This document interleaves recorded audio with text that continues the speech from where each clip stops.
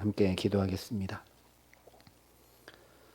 아버지 하나님, 오늘도 주의 은총을 더딥혀 주셔서 이 첫 시간 주의 임재 앞에 나올 수 있도록 붙드시니 감사합니다. 아버지 하나님, 주님의 은총만 더딥어 이 하루도 주님 나라를 이루며 누리며 살아갈 수 있도록 이 시간도 우리에게 역사하여 주시옵소서. 주의 말씀이 들려오고 주의 성령이 임하고 주의 은혜가 더딥혀지지 아니하면 하루 한 걸음도 살아갈 수 없음을 주님 앞에 고백하오니 이 시간 생명의 말씀으로 충만히 임재하여 주시고 성령으로 우리를 다스려 주셔서 또다시 말씀 붙들고 또다시 믿음의 걸음을 담대히 내어 디디며 하나님께 더 가까이 나아갈 수 있도록 이 시간 우리 가운데 역사하시고 함께하여 주시옵소서. 감사를 드리며 우리 구주 예수 그리스도의 이름으로 기도합니다. 아멘. 대부분의 사람들은 어떤 사건 앞에서 보통 원인과 결과를 분석하고 대안을 고민하게 됩니다. 심지어 안 좋은 일들이 계속 생겨나면 그것도 머피의 법칙이라고 논리를 만들고 전혀 관계 없어 보이는 일인데 결과적으로 큰 변화를 만든 것에 대해서도 나비 효과라고 설명을 합니다. 그러나 우리 믿음의 사람들은 어떤 인과관계를 따져보기 전에 먼저 하나님과의 관계를 점검해 보아야 합니다. 하나님과의 관계가 제대로 될 때 모든 것이 제자리를 잡게 되기 때문입니다. 이것이 바로 오늘 야곱의 이야기입니다. 그래서 먼저 1절에 하나님께서 야곱에게 이렇게 말씀하셨습니다. 하나님이 야곱에게 이르되 일어나 베델로 올라가서 거기 거주하며 내가 내 형 에서의 낯을 피하여 도망하던 때에 내게 나타났던 하나님께 거기서 제단을 쌓으라 하신지라. 그런데 우리가 한 가지 생각해 봐야 될 것은 야곱이 이 하나님의 말씀을 듣고 즉각 베델로 올라가지 않았다는 사실입니다. 지난 시간 함께 살펴봤던 대로 여기 세겜에서 하나님께서 명령하지 않은 일들을 행하기 시작합니다. 2절부터 5절 말씀에 보면 이방 신상들도 버리고 자기를 정결케 하고 의복을 바꾸어 입고 또 이방 신상들과 귀고리들을 걷어서 땅에 묻습니다. 왜 야곱이 하나님의 명령대로 바로 짐을 싸서 베델로 올라가지 않았을까? 야곱이 이제 하나님의 말씀을 제대로 알아들었기 때문입니다. 1절에서 일어나 베델로 올라가라 하신 말씀이 단순히 30여 년 전 하나님을 만났던 그 장소로 되돌아가라는 의미가 아니라는 걸 야곱이 알았습니다. 일어나 베델로 올라가라 하신 이 말씀이 바로 세겜에서 흐지부지 되어버린 하나님과의 관계를 재정립하라는 말씀임을 제대로 알아들었기 때문에 곧바로 짐을 싸고 이사 가듯이 이동하는 것이 아니라 다른 반응을 하고 있는 것입니다. 이방 신상들을 버리고 자신을 정결하게 하고 의복을 바꾸어 입는 그야말로 하나님과의 관계를 바로 세우는 것으로 분명하게 나타납니다. 그러자 베델로 올라가기도 전에 그저 세겜에서 발걸음을 뗐을 뿐인데 하나님의 함께하심이 5절에 나타난 대로 경험됩니다. 그 사면 고을들이 크게 두려워해서 야곱을 추격하는 자가 없었습니다. 이처럼 베델은 단순한 장소의 의미가 결코 아닙니다. 베델은 그야말로 모든 것이 꼬여버려서 집을 떠날 수밖에 없던 야곱이 하나님을 만나 새로운 발걸음을 내딛게 된 곳입니다. 그러니 베델은 단순한 장소나 지명이 아니라 하나님과의 관계가 바로 세워진 자리입니다. 내 힘으로 사는 것이 아니라 하나님의 이름을 부르고 의지한 자리, 하나님 앞에 살아가는 삶의 걸음이 있는 자리, 그래서 하나님의 함께하심과 역사하심이 나타난 자리는 모두 다 베델입니다.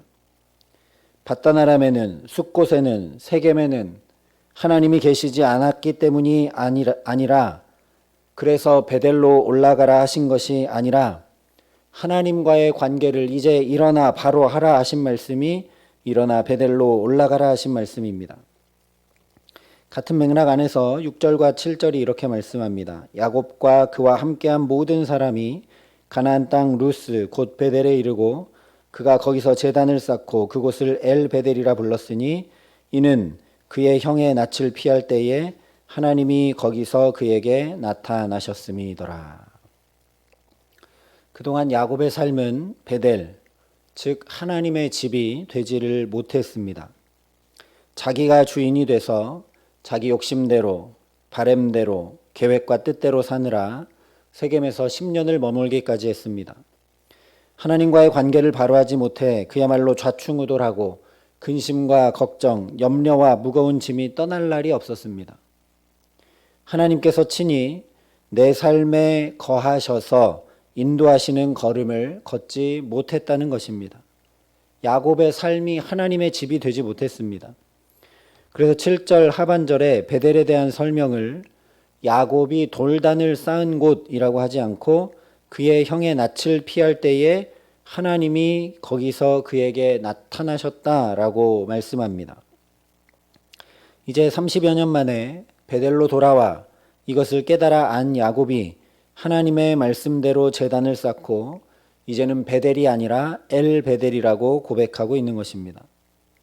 원래 베델은 야곱이 잠깨어 일어나 하나님의 집이라고 이름 지은 곳입니다. 그런데 여기까지 다시 오는 동안 야곱이 입으로만 베델이라 하고 자신의 삶은 하나님의 거하시는 집이 되지 못했습니다. 그럼에도 불구하고 하나님이 붙드셨기에 하나님께서 행하셨기에 하나님께서 부족하고 어찌 보면 정말 형편없는 그의 삶에 친히 거해 주셔서 하나님의 말씀과 자신이 했던 서원을 하나님께서 친히 이루게 하셨습니다. 그러니 이제는 야곱 자신이 돌단을 쌓은 자신의 베델이 아니라 엘 베델, 즉 하나님의 베델이라고 고백할 수밖에 없는 것입니다.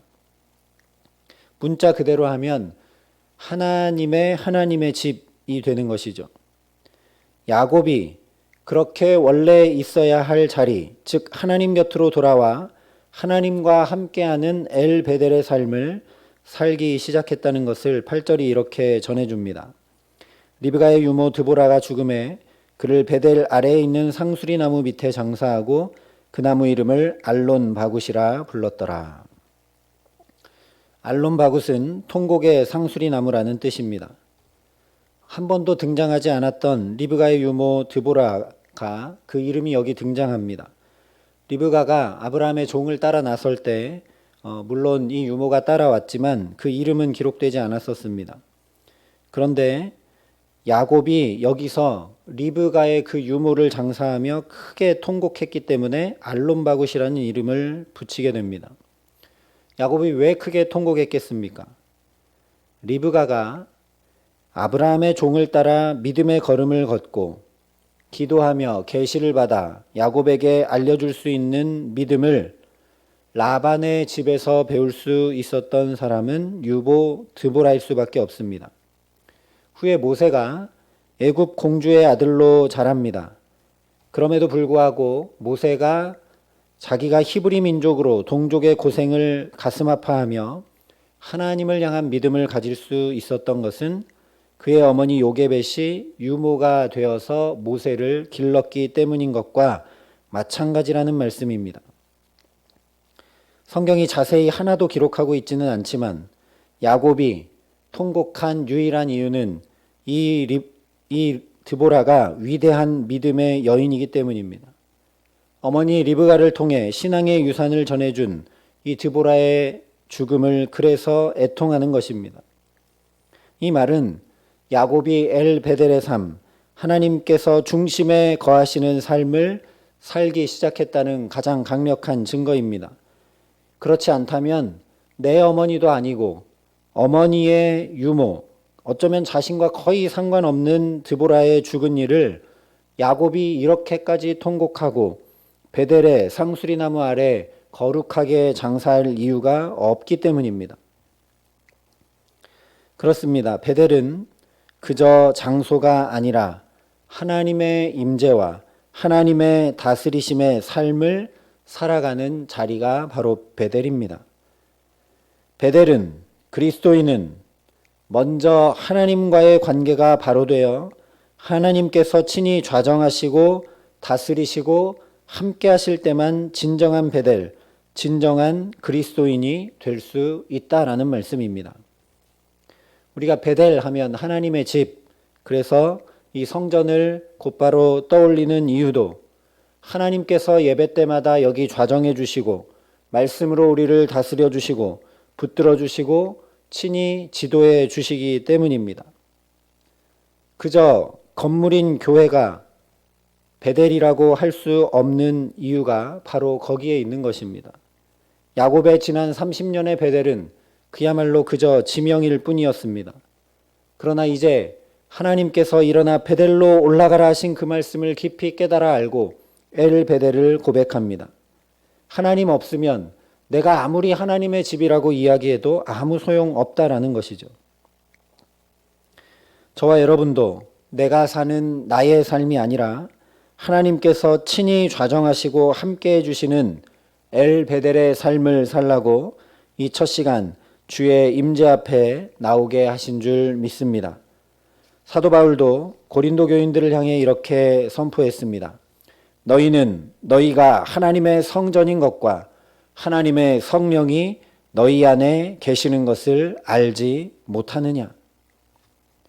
저와 여러분이 하나님의 집이라는 말씀입니다. 저와 여러분 한 사람 한 사람이 바로 엘 베델이라는 말씀입니다. 하나님께서 친히 거하시는 하나님의 집이 저와 여러분 한 사람 한 사람이라는 말씀입니다.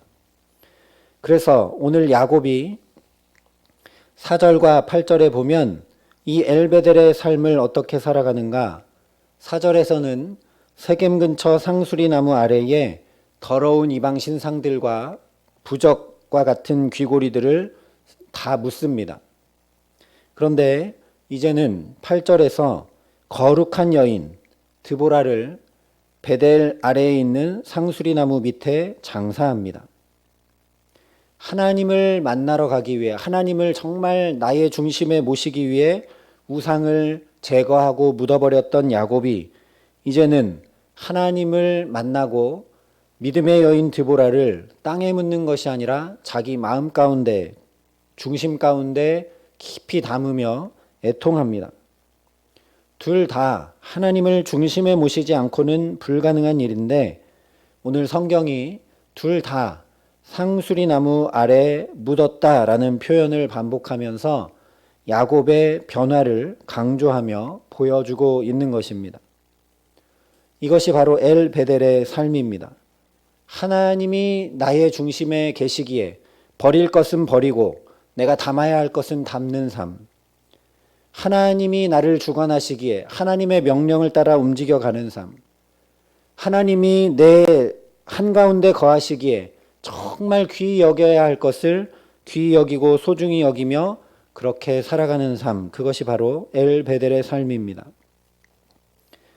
정말 저와 여러분이 한 사람 한 사람이 내가 바로 하나님의 거룩한 성전임을 깊이 깨달아 알고 내가 바로 베델임을 하나님의 집임을 깊이 깨달아 알고 하나님의 성령이 우리 안에 거하시는 복된 하루가 되게 하시기를 간절히 기도합니다. 그래서 오늘 저와 여러분이 야곱처럼 묻어야 될 것은 다 묻어버리고 정말 담아야 될 것은 담는 하나님과 함께하는 걸음걸음을 살게 하시기를 소망합니다.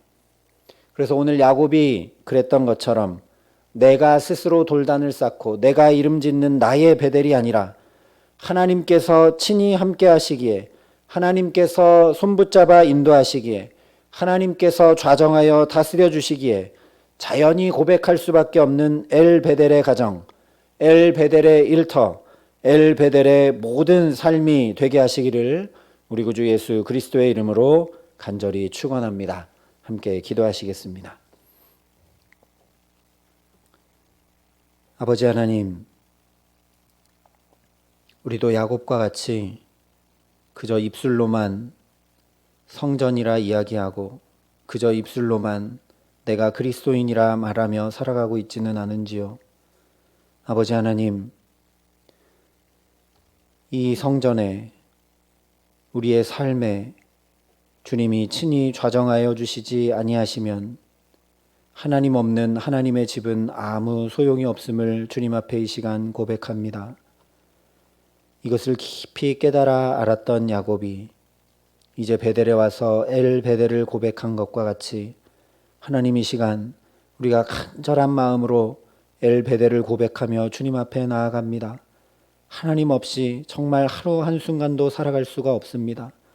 하나님 없는 교회는 그저 건물에 불과하고 사람들의 모임이 될 수밖에 없음을 주님 앞에 고백합니다. 하나님 없는 나의 가정과 나의 삶은 하나님 세상 사람들의 삶과 똑같이 근심과 염려와 무거운 짐이 늘 떠나지 못할 수밖에 없는 공고한 삶임을 고백합니다. 아버지 하나님, 이 시간 간절히 사모하며 우리가 한마음으로 주 앞에 엎드려 나아가오니 우리의 삶에, 우리의 가정에, 우리의 일터에, 주의 몸된 교회에 주님 친히 좌정하여 주셔서 다스려 주시옵소서. 주님 함께하여 주시옵소서. 그래서 정말 하나님과 동행하니 그 어디나 하늘나라를 이루고 누리며 살아가는 가장 축복된 삶, 오늘 야곱과 같이 엘 베델을 고백하는 우리의 가정과 일터와 삶의 모든 자리가 될 수 있도록 주님이 기도하는 시간, 우리 가운데 성령으로 충만히 임하여 주시고 우리를 다스려 주시고 함께하여 주시옵소서.